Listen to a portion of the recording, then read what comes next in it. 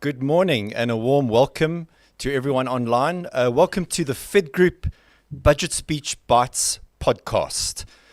We're joined this morning by our special guest, Roodt. Doggy, the Chief Economist of the Efficient Group. Welcome. It's wonderful to have you here with us this morning, and thanks for spending the time to discuss some spicy topics with us this morning. And I'm looking forward. Thank you very much. Good morning to you. Thank you very much. So just to remind everyone online, please encourage you to log your comments on our Twitter handle. Well, not Twitter, that's for guys like me, the X handle at Fedgroup. We love to hear your questions and comments. So, Dawie, I think we should sort of get into our first spicy dish of the day, where that tees up our first exciting and spicy conversation point. So, yes, I'd love my team to come and help me with the first spicy dish of the day.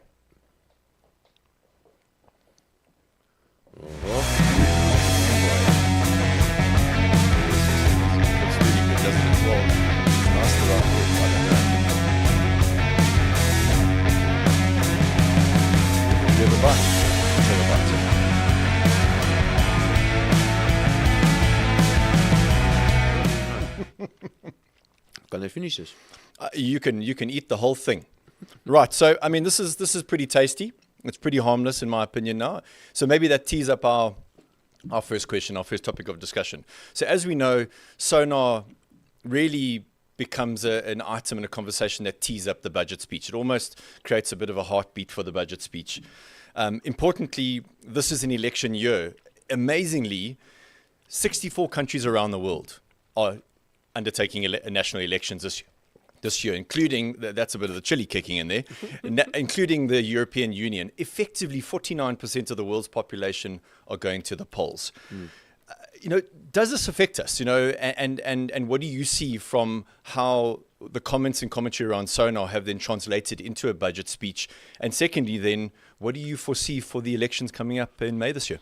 Yeah, I think the State of the Nation was a very important event for a number of reasons, but maybe let's just stand back for a moment and see what this thing is that we call a country. And the thing is, what we call a country, it is what it is. It's actually an agreement between people, and we've got an agreement, and we've got an official agreement. As an example, we've got a constitution, and we all try to abide by the constitution.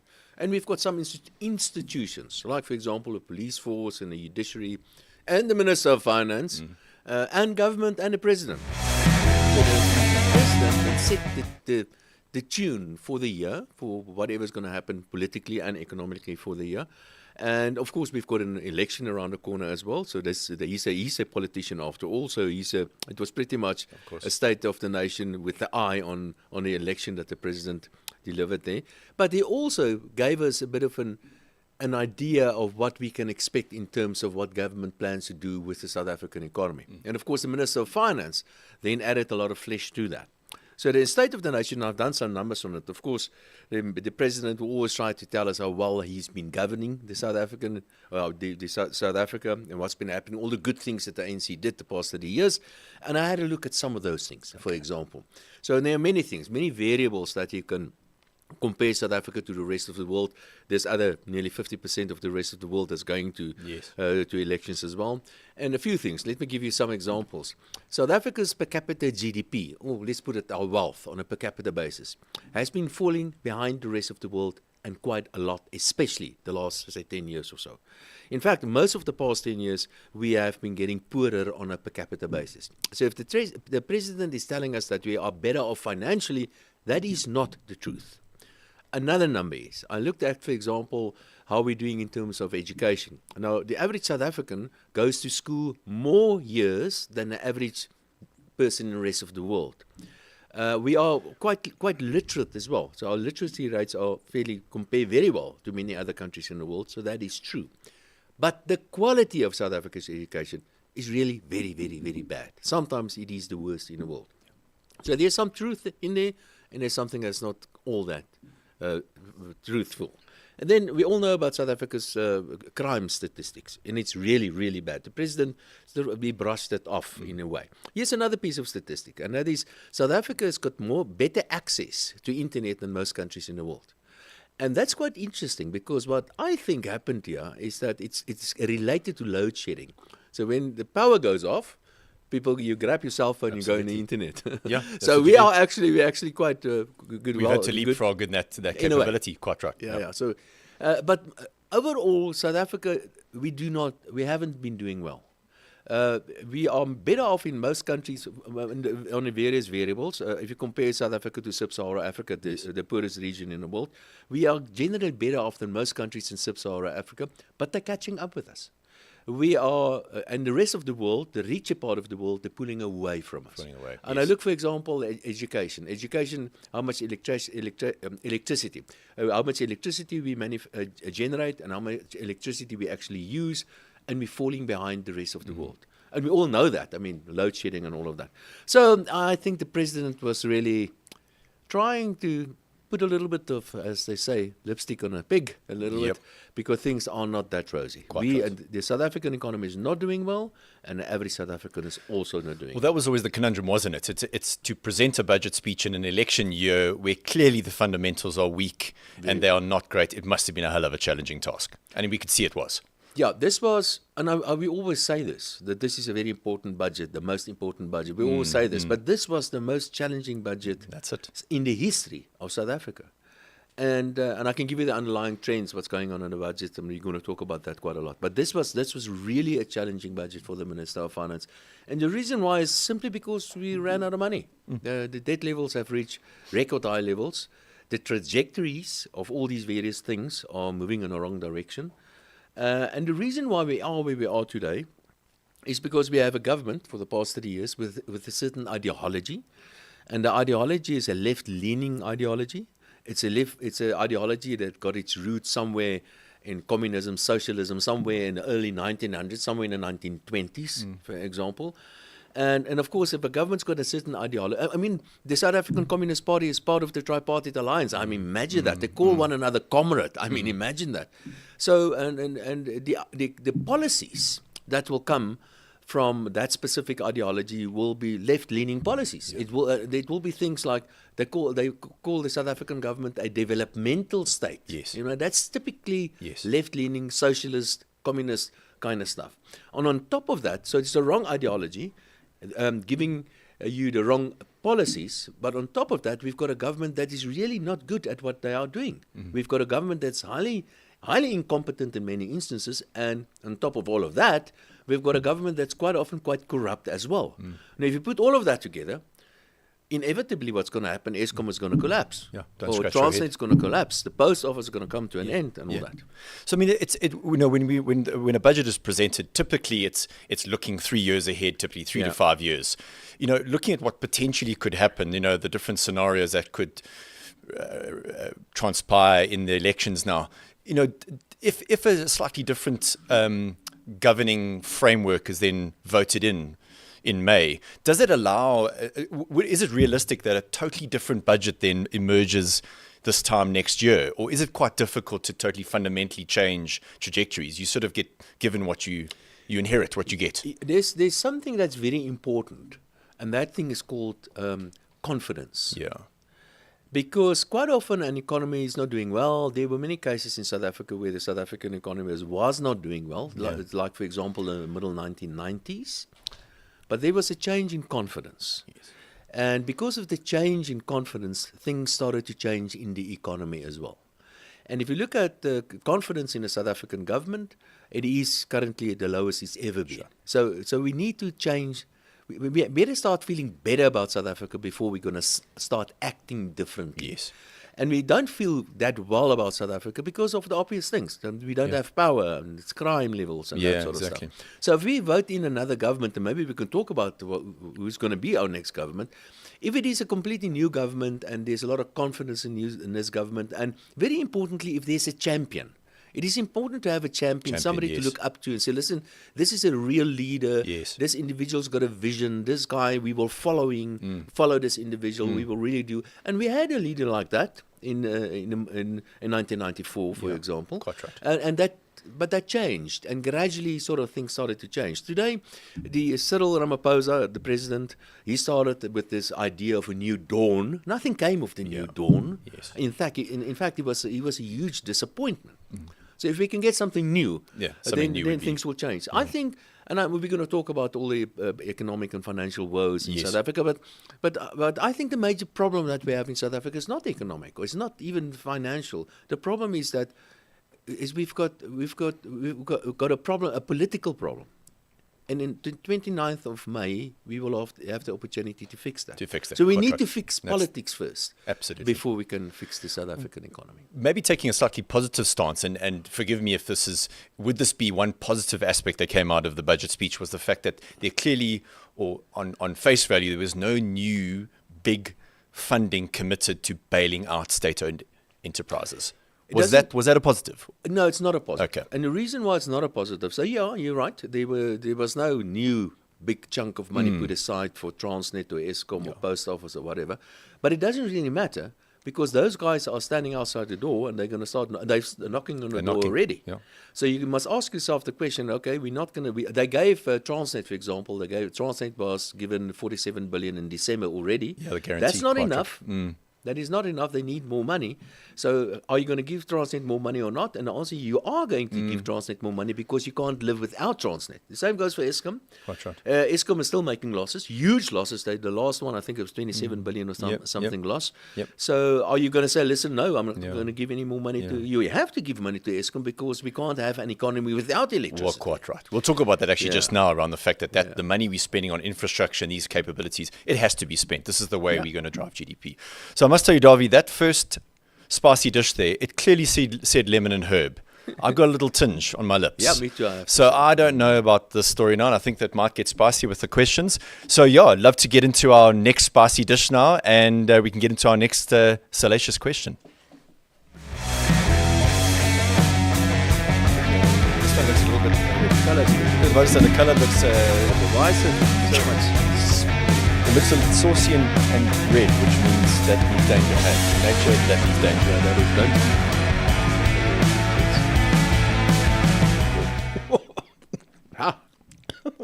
Is this number 2? How many are there? 5. 5. Huh. Now this is Okay, so we're back online here. I must admit, I've got the palate of a 4-year-old. So this is a bit of a hard one. But maybe, could it potentially be as hard as the next question? So, I think probably one of the most interesting things that came out and was very new was this concept of, as I term, the piggy bank. Right, so you've got the golden foreign exchange contingency reserve account. long name. Quite right, it's a very long name. You can have some fun with that there. That was incredibly hot, I must tell you. I think they made a mistake. Yeah, I think that was at 5 as opposed to 2. So this is a fund, funny enough, that I think generally South Africans weren't even aware that existed. We've now just for the first time in 2 decades have accessed it now. So it's very much around almost as a family. It's accessing their lifetime savings now. What does it mean? Who runs it? Is it a bad thing? Is it a good thing? Must we be stressed about it now? This is something we'd love to sort of pose to you. Okay, And you're welcome to have some milk before you answer this question. Yeah, let me just pour some milk out, because I see this Right. is going to be painful. It's going to get quite painful. All right, let's have a look. Gold and foreign exchange contingency reserve account. The South African Reserve Bank is also one of those institutions which is very well run. I must tell you, Lesetja Kanyagwe, the governor of the South African Reserve Bank, he's got a tough job and he's doing an excellent job. Wonderful. My tongue is a little bit swollen, I think. So what happened a couple of years ago, now I'm going to show you, I'm just going to give you an example to just explain what the job of the Reserve Bank is. So the Reserve Bank looks after South Africa's reserves. When you talk about the reserves, what are those? And they are things like, for example, gold. There's some gold in vaults at the South African Reserve Bank. I used to work there. I've never had the opportunity to have a look at the gold. They didn't want to show me the gold. I'm sure, why. But the Reserve Bank also holds a lot of foreign exchange, or forex as it's called, and that is dollars and euros and yens. Almost and hedging ourselves. that sort of stuff. Yeah. They don't keep it in a unlike some people, in a couch somewhere. Those reserves are actually reinvested back on the financial markets. But it belongs to the South African Reserve Bank. Or the Reserve Bank is the custodian of Yes. this. That's a country's reserves. Right. So, for example, say a couple of years ago when the rand was trading at 10 rand to the US dollar, the Reserve Bank bought $1 for 10 rand, and that became part of the official reserves. What happened subsequently is that the rand depreciated in value, and if the Reserve Bank decides to sell that dollar today, they can get 20 rand for it. Yeah. So they can actually make a paper profit, or they can make a profit of 10 rand If they sell it, yes. in my example. So it's not yet realized because they still have the dollar. But if they should decide to sell it, then of course there will be an additional profit. Now those profits, in fact the profits of the South African Reserve Bank is transferred to government in any event. So they make money at other places as well. So, but those profits will eventually end up with government eventually. And if we look at other central banks in the world, if they make profits like what I've just explained, they transfer this money to governments in any event. Then the total amount of profit on this gold and foreign exchange contingency reserve account is currently standing in excess of 500 billion rand, 507 billion rand. It's a massive amount of money. It is a huge number. And by the way, if you need to have a sip of milk, please do, because my mouth is burning. I don't know about yours. And my nose is running. All right, let's see how we're going to go. So, more than 500 billion. So the Reserve Bank, or the Minister of Finance, because it's his money, or Treasury's money in any event, Yes. he said, listen, I'm going to use some of this money. So I don't have a problem with that in principle, because that's how things usually happen. But there was a bit of a, this is a bit of a windfall for the Minister of Finance. Sure. 2 years ago, the windfall was that the commodity prices were very high, and company commodity company prices taxes boomed. did quite well. Yes. So the Minister of Finance decided with the Reserve Bank that they're going to transfer 150 billion to Treasury, and the Minister of Finance can use this to spend this money in the economy. At the same time, they decided if the rand now appreciates, then the opposite will happen on this account. They also decided to give 100 billion rand to the South African Reserve Bank, because, let me just explain this. Yes. So the Minister of Finance will take this money. The money will be spent into the economy.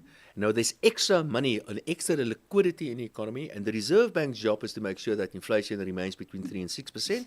So the Reserve Bank may decide there's too much liquidity in the economy. They want to take some of this money out of the economy, and they withdraw some of this money out of the economy from the banks, as an example. They borrow it from a bank, say, and they have to pay the banks interest on that. So there's a cost involved.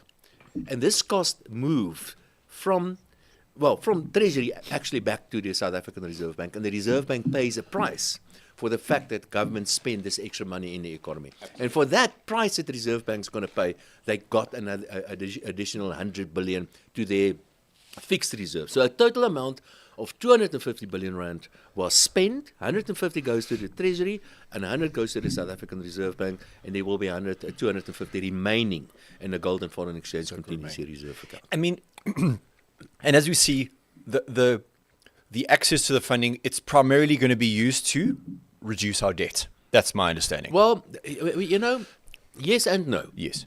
Because, I mean, compared to what? Because if you look, what numbers are we going to look at? What numbers are we going to use as a base? As a base, yes. Because are we going to look at the original budget for the current financial year? Right. Are we going to look at the medium-term budget? Are we going to look at, I mean, things continuously change. But to try to answer your question, so this extra 150 billion odd will come, 100 billion will come this year. We'll go to the Minister of Finance, and he will use some of that, probably in the region of about 70, 80 billion rand or so, to borrow less money, because the order borrows a lot of money, and some money will be used to increase some spending on certain things.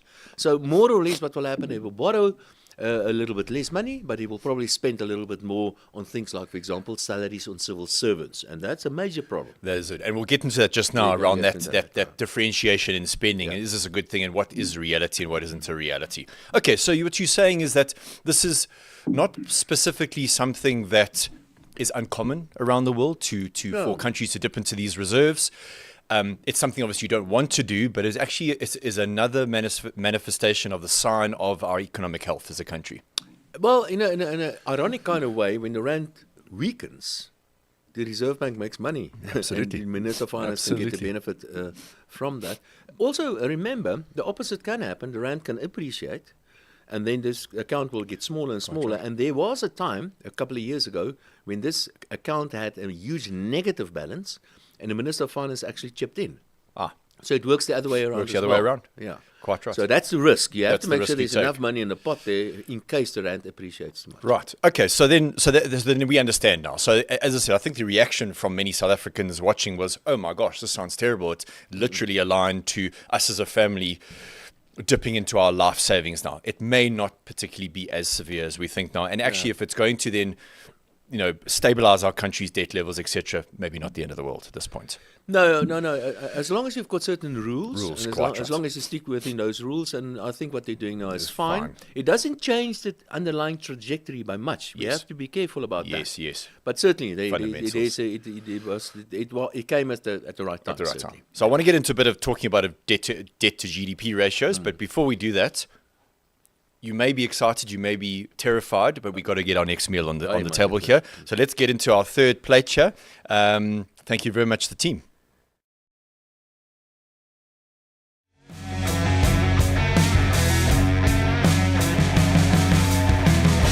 I must say, so this is it's slightly. You know what I'm going to do? I've got this tissue here for my own coping mechanisms. That was very, very hot, I must tell you. The previous one. Davy, the previous one is hot. So let's just. Is that allowed? What you're doing? I'll tell you what, there's no rules here. I think we must just go for it. I think you can do whatever you want to do. The fact that we don't pass out during the podcast. Yeah. Okay, let's give it a go. Sure. As it hits my lip, it's hot. All right. I'm sure everyone online and those at Fedgroup are enjoying this tremendously.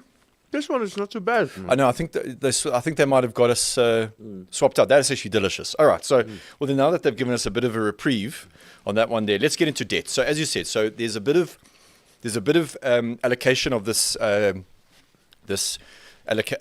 piggy bank into reducing debt, and obviously then also buffering expenditure. So I want to sort of separate those topics out there and talk first debt. So, as I said, we have a debt. We were expecting some of the budget expectations were that we were going to then creep towards a 77% debt to GDP ratio. Obviously, the amount of debt as a factor of our GDP on growth as a country. That then is going to settle more than likely around 74%. So, I mean, just a comment around that now. And I want to bring us back to maybe, South Africa, we are a global country. We are plugged into the world now. So I want to go back to the concept of is that good, is that bad? Is 74 sustainable? Because, my understanding is that generally, as an emerging market in a developing country, it talks about optimal levels. They talk about at this level of 60% roundabout to maintain efficient and sustainable levels of debt. And if I maybe compare it to the likes of America, the US has got a debt to GDP ratio of 124%. So I sit here today and say, well, gee whiz, Dawie, at 74%, we're probably doing fine because America's got a debt to GDP of 124% now. But on the one side of it, the academics are saying, well, and the economists like yourself are saying 60% is probably optimal. Is it good? Is it bad? Where are we? Okay, that 60% number is a very important one because until about 10, 12 years ago, that was sort of the norm. Is that don't exceed 60% to GDP. But let me explain how the fiscal finances, how it basically works. So the Minister of Finance will come and he'll take taxes from us. We're going to talk about taxes a little bit later. Various taxes. He will take this money and he will spend it on things like education and health services, police, blah, blah, blah. And there's always, there were 2 years where we actually had a surplus, but usually they spend more than what they get in. Yes. And that means there's a gap, and this gap is called the fiscal deficit. And we express this gap usually as a percentage of the economy. All right? And then the Minister of Finance will go and borrow money, and he mostly will go and borrow money on the capital market. So he will issue bonds, he will sell bonds, and he will borrow money from various sources, and we can talk about that as well, which is important as well. So every year, if you've got a fiscal deficit and the fiscal deficit gets bigger and bigger, then of course your debt will keep on increasing, and depending on how quickly the economy will grow, your debt to GDP can either stay the same. You can keep on borrowing if your economy gets bigger and bigger and maintain the same level. The ratio stays the same. But if the economy doesn't grow and you keep on borrowing, then the debt to GDP ratio keeps on going up. 100%. The problem is in South Africa, and a couple of problems with this. The one is that the debt to GDP ratio is going up, and it's going up very, very quickly. In fact, the debt to GDP ratio, not too long about 10 years ago, what we had debt to GDP of about 25% of GDP. So it's increasing at a very, very rapid You're quite right. rate. We were at a quite low level. You're quite right. Actually quite low. So it's increasing at a very, very, very rapid rate, firstly. Secondly, if you borrow money, it's all good and well as an individual. If you go and borrow money, it's fine. And I always give this example to my students. If you go and borrow money to buy a house, or borrow money to build a new room for the new baby, that's fine because it's capital for capital. Fine. But if you go and borrow money to go to Mauritius to make the baby, that is capital for current. That's Quite not a right. good idea. Great example. So that is what Minister of Finance does. So he borrows a lot of long-term money to spend on short-term current expenditure, and by doing that, he basically destroys capital. And I've done a quick calculation; it's between 1% and 2% of GDP. So that is one problem: is that this borrowing is not necessarily used for long-term assets. There we go. A lot of that is consumed in short-term. Another problem is, if the Minister of Finance goes and borrow money on the long end, because he borrows long-term money usually, up to 30 years, To by 30 the way. years, quite right, yeah. And then he's got to pay interest on that. So typically, the interest that Minister of Finance will need to pay if he borrows money is about 11 or 12% or so. And interest today is the second biggest component of total state expenditure. In fact, it exceeds the other social protection items, like, for example, the various grants and things like that. So we pay more on interest, and the rate is going up very, very quickly and very sharply, which means that if you spend more on interest, you don't have enough money to spend on other stuff. Yeah. So in the case of the Americans, for example, so our interest rates are currently, let's call it 12%. The American interest rates at the moment is about 4% or so. So they pay much less than what we pay if we go and borrow money. And because your interest component is significantly lower, their debt to GDP ratio can be much, much higher. Just another number that is interesting. Everyone out there watching this, you got 80,000 Rand more than what you owe. Or you owe 80,000 Rand more than what you think you owe, because that is the amount of money on a per capita basis. So per capita debt today, the Minister of Finance borrowed 80,000 Rand on your behalf. So if you put that balance sheet of you together, have to add another 80,000 Rand, because that's the additional amount that each one of us owe that the Minister of Finance borrowed on our behalf. Yeah, I mean, that's an absolutely tremendous amount of money more. I mean, it's probably more than the average South African earns just onto the balance sheet. So, okay, so that's a great example there. So you're saying that even though, so in comparison to developing countries like the United States of America, their interest rate cycles and where the interest rate levels are gives them the ability to sustain much higher debt to GDP levels. Especially the Americans. Yes. Because the Americans, they've got something that is very useful, and that's the American dollar. Yeah. Now, in the case of South Africa, the composition of our debt consists of all sorts of things, but we borrow money on bonds, for example, but we borrow money abroad as well. Fortunately, not much. Yes. So the foreign debt, that was a saving grace. Yeah, the foreign debt is only about 12% of total debt is foreign denominated and dollar denominated. But in the case of the Americans, as an example, they will borrow dollars and they will repay dollars. So there's no arbitrage. And they can print their own Quite dollars. right. We can't print dollars. We can't print dollars.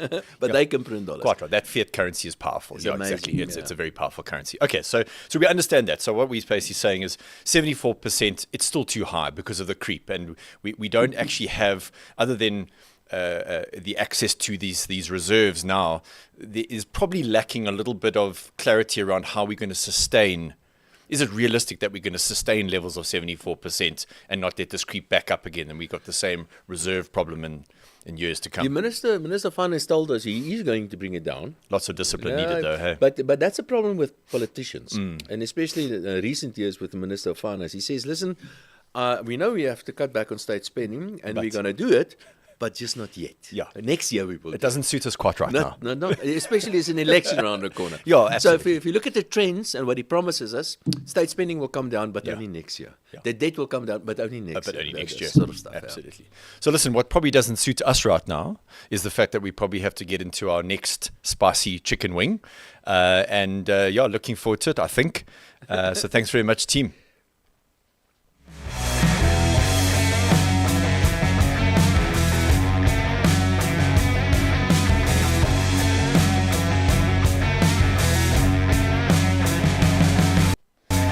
Okay, this one, Doggy, looks a little bit, I never trust it when the sauce has gone a bit crispy, hey? Is that a good sign or a bad sign? Should we, let's I think there's smoke coming out. I'm about to say. So here, team, here goes. Goodness me. It's tasty. It's nice. It's very, very tasty. That is very, very nice. I like this one. That's my pick of the one. That's actually delicious, I must tell you. So thank you, team. Thank you very much. This is nice. Just as I said, we've got our viewers that are dialed into the podcast, and they've been engaging with us and sending us questions. There was a very, very interesting question that was posed by the attendees, and that was, is it the intention, or do you believe, from what you've heard, that the Minister of Finance will continue now to see these reserve funds as accessible now? Will they continue to tap into these now as a norm, or is this very much a special case? I think they're going to change the way that they manage this reserve account in future. There is, like I've said, another 250 billion left. The rand really needs to appreciate quite a lot before that is erased completely. So I would say they need at least 100 billion rand buffer in there, which means that there could be, say, another 100 billion or so, maybe 150 billion buffer that the Reserve Bank needs. But we have to be very clear about that. If the Reserve Bank starts making losses there, it's going to be our responsibility, the taxpayer, To recoup. to pay money to the South African Reserve Absolutely. Bank. So yes, I think in future they will decide on a certain buffer that will be required, and anything above that will simply be transferred. Yeah, absolutely. Every year. Dawie, it feels to me that we have to get something a bit more sustainable. We have to develop proper GDP, tangible growth. As you said, last year we had that commodity. The commodity prices were sky high. We benefit through revenue generation there. That sort of almost saved us as a core. Now suddenly we've been saved second year in a row now by a reserve account now. I get the sense that we can't continue on this trajectory of hoping for something to bail us out every year now. So that's why it's absolutely. So on that matter then, the concept, and you've touched on it, the concept of spending. So we have money available now through reserve, through revenue collection now. It's then around maybe dissecting a bit of how we're spending this now. So if I sort of look at two categories of spending, there's that current expenditure and that capital expenditure. So as you said there, the capital expenditure is important. If we're building roads, we're building factories, we are getting Eskom right, we're getting the rail right now. That will stimulate economic growth. Businesses and people will then generate more revenue. That's more tax base. That tax base grows. But the sense I get, though, is that too much of this revenue is being spent on current expenditure, that short-term expenditure, social wage, public sector, etc. I mean, your feelings around that then, the sustainability. I mean, surely they're going to have to get to a point where we almost, that concept of a fiscal anchor, we're going to have to get to a point where we say, that's our fiscal anchor. We cannot grow, current expenditure by more than 4% a year, or whatever the number might be. We have to peg a fiscal anchor. Yeah, and the fiscal anchor, I think, should be a surplus on the primary deficit. Yeah.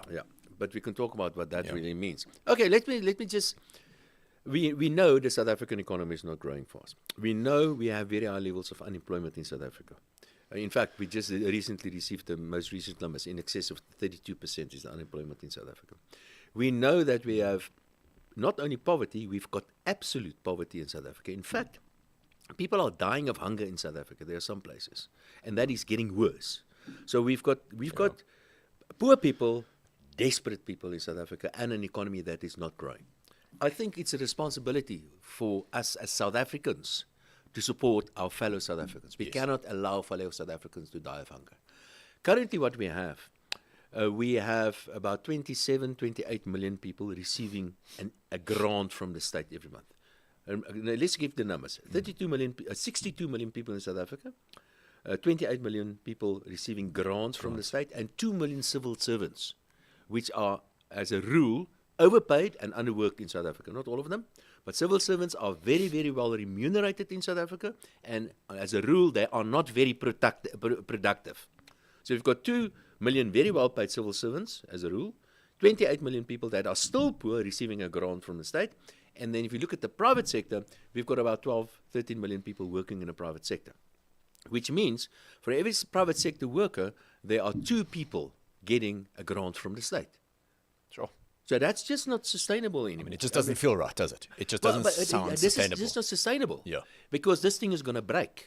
And the day is going to come, we don't have, the state we're already running out of cash, the state, we've been talking about that. And if they start cutting back on state spending, which inevitably is going to happen because the economy cannot carry this huge tax burden, and you start spending less on people, all sort of bad things are going to happen. They're not going to vote for you, for one. And another one is they're going to get angry. And they're going to get more hungry, that sort of stuff. So we need to get this economy to grow. Will the economy grow? And I'm afraid it's unlikely with this government that we're going to get strong economic growth going forward, because the reason why the economy is not growing is because of the wrong macroeconomic policies. Yep. And that is seated in the wrong ideology, which is this leftist, socialist, interventionist kind of ideology of the ANC government. And the result of that is Eskom falling apart, Transnet falling apart, the post office disappearing, South African Airways. And maybe I just make a comment here. The single minister that's probably caused the most damage to the South African economy, that minister, his name is Pravin Gordhan. And he was the Minister of Finance, and he started this trajectory where things started going horribly wrong in South Africa. He's the guy that spent hundreds of billions of rands on state-owned enterprises, money that was misappropriated, money that was stolen, money that was misused by the state-owned enterprises. And he's still the Minister of State-owned Enterprises. That guy really cost us a lot of money. So we need to change policies to get the economy to going. I mean, that's an important point now. So I think the general South African now is sick and tired of that, around massive amounts of funding going into these critically important, Eskom's, Transnets. I mean, this we need as a country terribly. So then that brings up the concept, was another discussion point in the budget, was around this public-private partnerships. And what clearly is now the case is that the government is going to be relying on private enterprises co-funding these projects now to get them going. I get the sense that this is something happening, and there's going to be a framework that's going to make that more palatable for a private investor, etc. I mean, we know that that's actually, funny enough, is the only way that these big capital expenditure projects are going to then fly. Do you believe that we have the ability through these frameworks to instill confidence in the private sector to actually invest? There are two things that I think are important here. The first one is, we've been talking about national government. We've been talking about the fiscal deficit and debt and that sort of stuff. And when we talk about that, we refer to that as so-called national government or central government. Yes. Then. And there's a certain definition what that includes. But that definition is wrong. And the reason why that definition is wrong is because in the past, the state-owned enterprises, they had their own sources of revenue, they were well managed, they were profitable, and they did not stand outside of the door of the Minister of Finance and knock on the door for more money. And today they've become very much dependent on the Minister of Finance. So it's not as if they are separate entities anymore. They should actually be part of this set of numbers. And not only the state-owned enterprises, the local authorities as well. Yes. The local authorities, 70% of the local authorities are financially not viable anymore. And they need money, and they need money from the Minister of Finance, because that's where the buck in the end. So if you do the correct calculation, debt in fact isn't 73 or 74% of GDP. It's much, much higher, because you have to include that other debt as well. Coming back to your question on whether we're going to see private-public partnerships in South Africa, the answer is, in a way, yes, we're going to see that. But that's not part of policy, because government reckons they can do everything better than the private sector. They do not want the private sector involved. Look, for example, what's been happening to electricity generation. Who's a Gwedemantash? He initially said the private sector is not allowed to generate electricity. And then kicking and screaming, he said, okay, 10 megawatts. And kicking and screaming, and eventually, okay, 50. And then 100. And now he said, okay, go for it. You can do whatever you want. The thing is, the obvious answer was get the private sector to start generating electricity, but there was a problem, a political problem, an ideological problem. They didn't want the private sector to do that.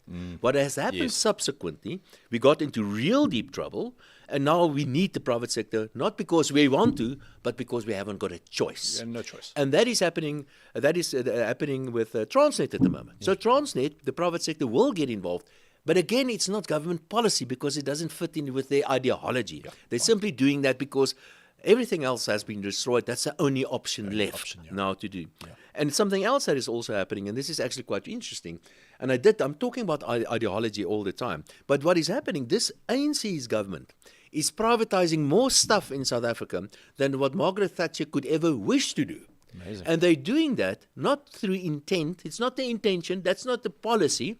They're doing that because the state is simply collapsing and the private sector is taking it over. Yeah. Look, for example, what's happening to the post office. The post office is being closed down. They stopped functioning. And the private sector has started delivering letters. It's illegal, by the way, for a private sector to deliver a parcel, I think, below 5 kilograms or something. But the private sector is doing that because there is no more post office left. And in a way, it's a backdoor way of privatization. But it's a typical South African thing, isn't it? Maak 'n plan. That's what private sector going to make a plan. Because we do love the country we live in. Yeah. Which is not a bad thing. Yeah, not a bad thing. Unfortunately, it's not a smooth process. It's a very expensive process. Why didn't you do it to start off with? Yeah. Why did we have to destroy Transnet before we get to private sector? Why to that extent? Talking about destroying things, my taste buds are probably destroyed so far. Can you remember how many meals we've had so far? We've had four. I agree. Okay, you've kept count. I've sort of lost count a bit from my numb lips. Yeah. So I think let's get into our last meal and our last salacious conversation. I think before we get into it, let's bring the last meal on now. And before we start tasting, we're going to hear what we did at Fedgroup. This apparently is the one with a bit of firepower. We got a few of our colleagues and people at Fedgroup internally to try them out as well now. It's a bit of a tester. So, let's see what they thought as well.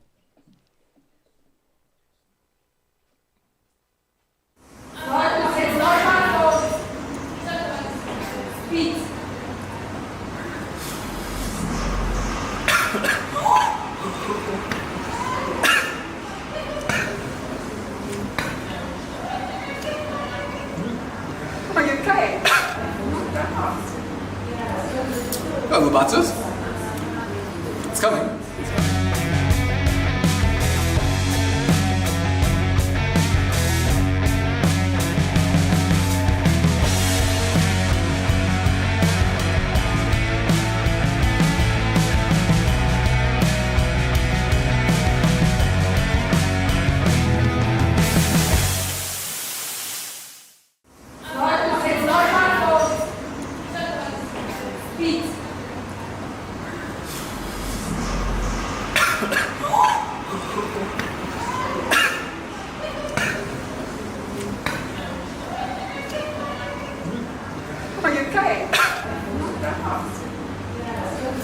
Oh, the butters?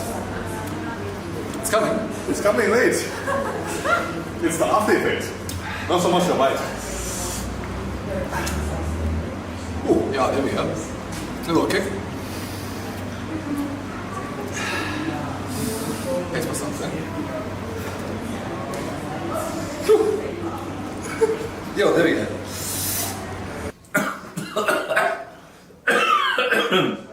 Yeah. Woo! Yo, that's hot. Your eye will ring. My eyes on water.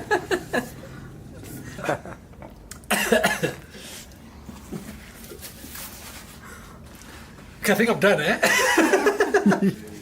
What did you guys do to me?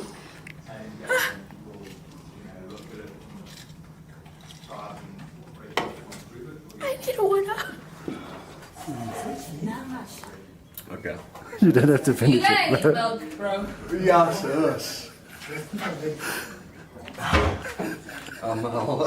Yes, that is hot. So, Dawie, watching that clip, it doesn't instill much confidence, does it? No. And I must tell you, to everyone online, on the platter here, so on the platter in front of us here, is the Scoville hot sauce, which, as I understand, is almost a rating on the hotness. It says 80,000, which amazingly relates to the amount of per capita debt that we've just raised in the latest budget speech. Painful. I hope it's not going to be as painful as that. Let's have a go here. Let's. Okay, mine glows, guys. Does yours glow? Let's have a look here. Oh boy, this is going to fight back. It just smells. There's a lag. Here it comes.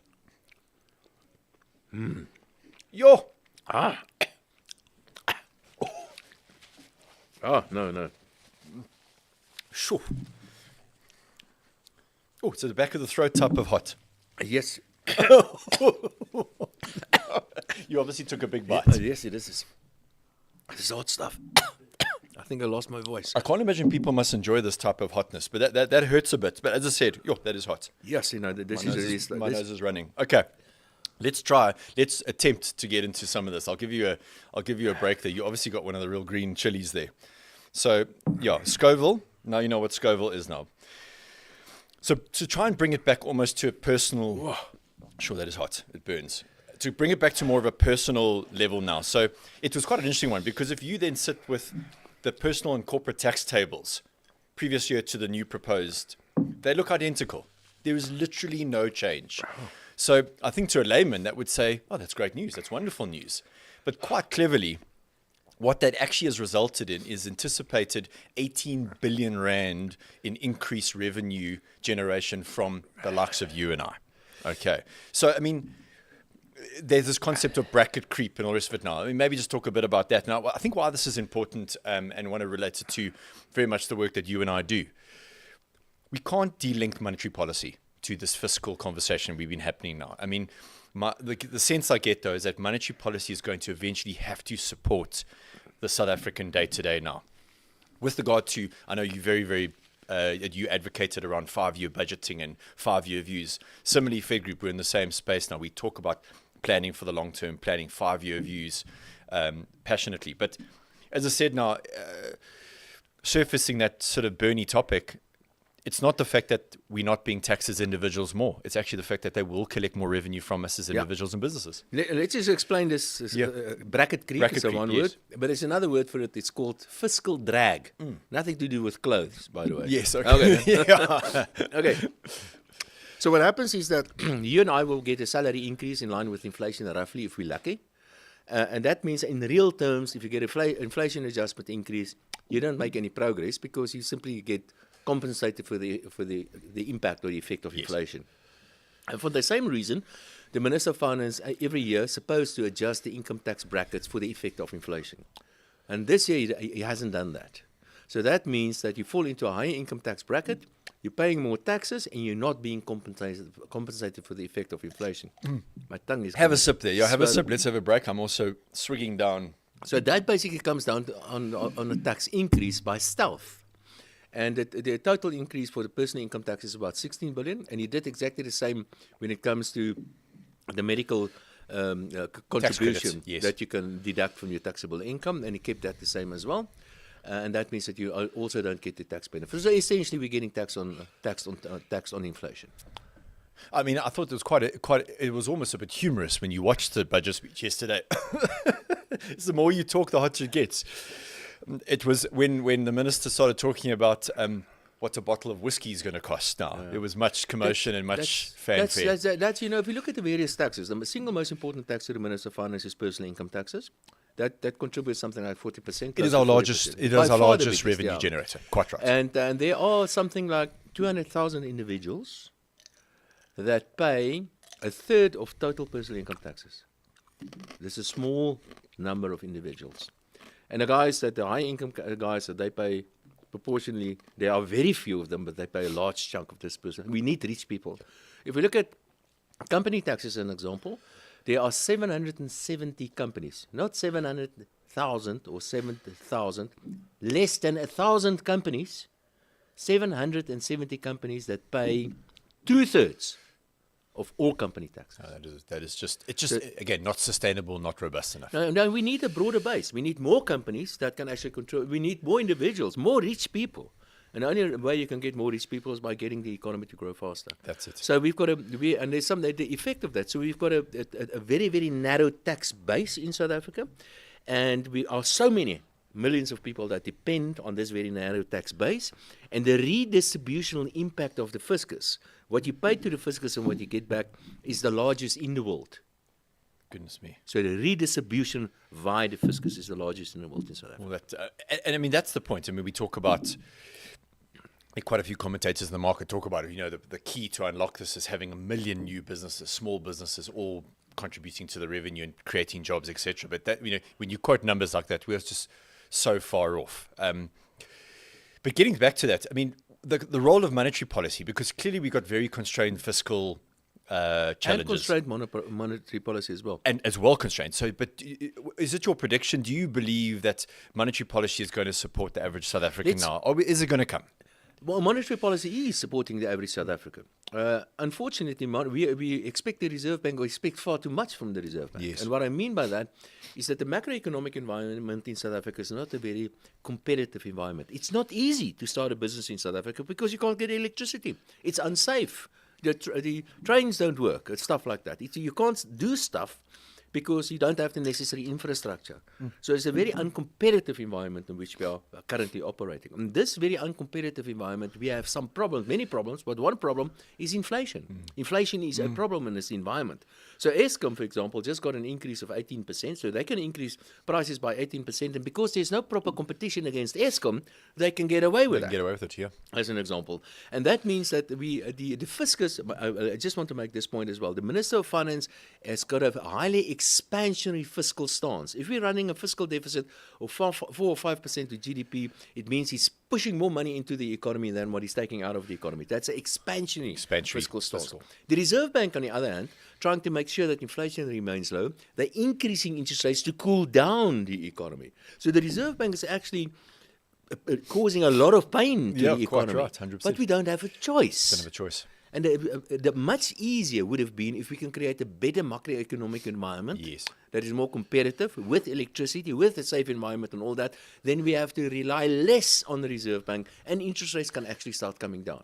So the Reserve Bank is making life very difficult for us, but that's all that we have left, that we don't have other options because the rest of the macroeconomic environment is quite uncompetitive. Quite right. So it doesn't create the right base to actually be allowed to support what should happen. I want low interest rates, and the Reserve Bank also wants low interest rates, but they want low inflation as well. Exactly. It can't be one without the other. So, Dawie, I made a mistake, and my crew said to me, don't touch your eyes or your nose with your fingers, and I've done it, and my nose is burning now as well. My fingers are burning. Yeah, quite. Fingers, I can't smell, I can't taste, and I actually can't feel anything right about now. So, on that matter, there was a wonderful question, another good question that came up, and you alluded to it a little bit earlier in one of our first conversation points now. If the ANC had to lose power, lose the majority, and there was a coalition government, and an ANC losing power scenario, how do you think the economy would respond? What do you believe would? I think there are two scenarios here. Yeah. The one is a bad scenario, and the other one's a worse scenario. Bad and worse, right? That doesn't sound good. That sounds like the meal. Okay, let's see what's going to happen in the election. Let's see. I think the ANC is going to get around 50%. What I mean by around 50% is that if they get less than 50%, which I believe they're going to get less than 50%, they will probably be able to get support from the smaller opposition parties, the smaller ones to cobble together a coalition government. So that means more of the same. Yes. Probably more. It's the same kind of policies and sort going forward. Quite right. So that's the most likely scenario. But there's another. Let me just make a point before I go on to the second scenario. Whatever is going to happen on the provinces will have a bearing on the national level as well. And this is what I think is going to happen on provinces. Remember, Gauteng is the biggest province. There's a big pot of gold. You can issue a lot of tenders against that pot of gold. So that is important for the ANC to make sure that they are in control of Gauteng province. There's a lot of money there. Yes. But I'm pretty sure they're going to get significantly less than 50%, and they will have to form a coalition with somebody. And because the leadership of the ANC in Gauteng is very close to the EFF leadership, it's possible that we can see an ANC-EFF coalition in Gauteng. Yes. And maybe in KZN, we could see an ANC, maybe the new MK party form a coalition, or whoever. The point I want to make, whatever happens at provinces, well, those guys will have certain demands on national level as well. So that pressure will come. That's the the first bottom-up one. pressure, definitely. The second one is the more the ANC loses, the bigger the chance that the president's head is going to roll as well. Okay, so let's just keep that in the back. So what's going to happen? Most likely, ANC getting around 50%, forming a coalition with the smaller political parties. If the ANC gets less than 45%, they will have to form a coalition with some of the other political parties, the bigger opposition parties. Yeah. It could be the DA. If it is the DA, I think it's going to be the end of the DA. That will be a big mistake for the DA. Right. But that's probably the best scenario for South Africa. Yes, fine. It could be some of the other ones, and there are two other ones. It could be the EFF. If it's the EFF, then I can tell you that's going to be a horrible next 5 years for us in South Africa.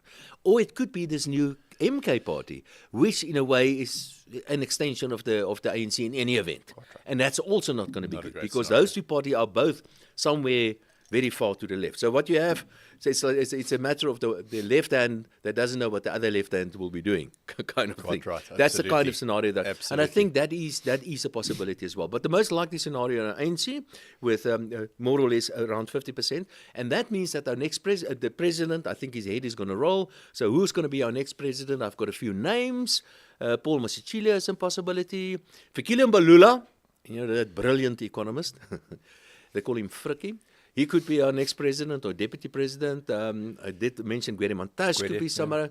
The leader of the MK party, I've forgotten his name, and Julius Malema could be a possibility as a deputy president as well. Yeah, I mean, I mean, I think for the general South African now, this is just going to become dinner table conversation as a standard norm for the next few months now, and we will. But there's a silver lining. Yeah. Let's touch on the silver lining, and that Yes. is South Africa is in a political Transition phase. Transition phase. Pretty much the same as what we experienced 30 years ago. So trust democracy. It's not going to be easy. There's going to be uncertainty. There's going to be volatility. Yes. The economy is not going to perform well Quite right. for some time. Yeah. But this will also pass. Absolutely. And democracy in the end will save us. Will save us. Yeah. I mean, if you just draw a parallel to two, if we just take a more of a global viewpoint, you've got the likes of, and it was another great question posed by our viewers now. You know, if you look at the political and economic reform Argentina That's undergoing, a brilliant one. incredible, Excellent. I mean, Excellent. could we see that type of reform? Well, won't that be amazing? Yeah. And maybe, and that's maybe that could happen. I mean, people will realize that this is the wrong macroeconomic policies. We need other policies. We need something new. We need to renew and look at things differently and try to manage South Africa differently. Yes. And that will come. Yeah. Come at the man. It will. Or come at the moment. Come at the man. I'm sure that Yeah, will happen in South Africa absolutely. as well. And I suppose last point, as I say, we've the conversation has been fantastic, and I probably apologise for the hot food. I've suffered as much you as you, should- so you should I should apologise. Quite right. Coming back to how it affects us, you know, as I said, it's our national budget we've listened to now.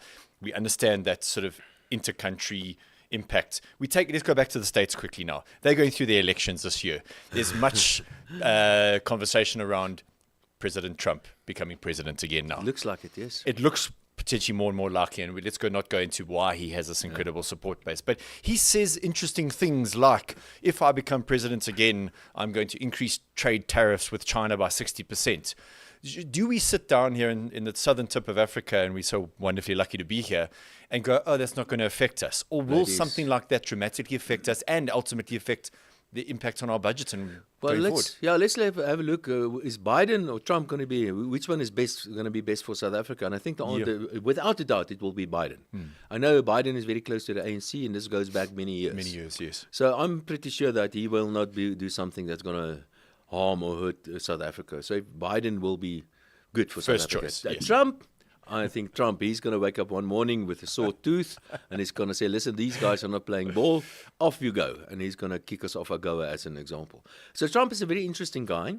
A couple of policies that I actually support of his, and of course many that I do not support. Of course, that's him. But one thing, remember, Trump is not a guy that you're going to fool around with. I mean, if you don't play ball, I mean, even his very, very close allies, he just said not too long ago, if you don't start spending money on defense, I'm not going to support you anymore. I'm not going to defend you. You better start taking out your checkbooks as well and start spending money on defense because I can't spend all this money. Yeah. And so I'm going to encourage Putin to attack you if you don't spend enough money on it. He actually mentioned that. Can you believe that? So that's the kind of guy that Trump is, you know. And if you're on his wrong side, I'm afraid he's not going to be. And that's as the problem. And I forgiving think as we have a Biden. habit of potentially getting on his wrong side. That's the problem. Yeah. And I mean, that's if in reality there is a trade tariff war of epic proportion, if that happens now, that would affect us. That would will affect us affect South dramatically Africa. as a It will affect everybody, Everyone. even the Americans. Everybody will be negatively affected. But it is not only coming from America. Just by the way, let's be fair here. Yeah. Many countries are pulling up all these trade protections around them, import levies and things that many countries are introducing at the moment. China is another very good example of that as well. So it's not only the Americans. But yes, what we've experienced the past 30, 40 years or so was this golden era of globalization and of trade integration and capital market integration, and it was an amazing time for the year, for the world. But that is past now. that is past. There's something else happening in world politics today. Absolutely. Well, look, I must tell you, on an unrelated topic, it just always that concept of the Springboks and the cohesion it brings to us. There's so many wonderful things about South Africa that brings us together. We have this incredible resilience as South Africans, and I think what's important though is conversations like this, where we get together, we hear from professionals and specialists like yourself, we talk about these matters, we surface them, make sure people understand what they're reading and understand what the impact is on them now, so that they can make the right decisions when they are given the opportunity to make decisions. And it is simple as that. And it is your responsibility. You're going to walk into that booth. It is your responsibility to find out before the time what the various political parties stand for. Quite right. And it's your responsibility to pick the right one. That's it. Doggy, it's been an absolute pleasure spending this hour with you. Again, apologize for the hot food. I had It was fun. a lot of fun. Great, and it's always a pleasure. We've shared such a wonderful partnership and working relationship between your business Efficient and ours at Fedgroup, and we look forward to many more of these type of conversations. And have a fantastic week further. Thank you so much. Thank you. Thank you.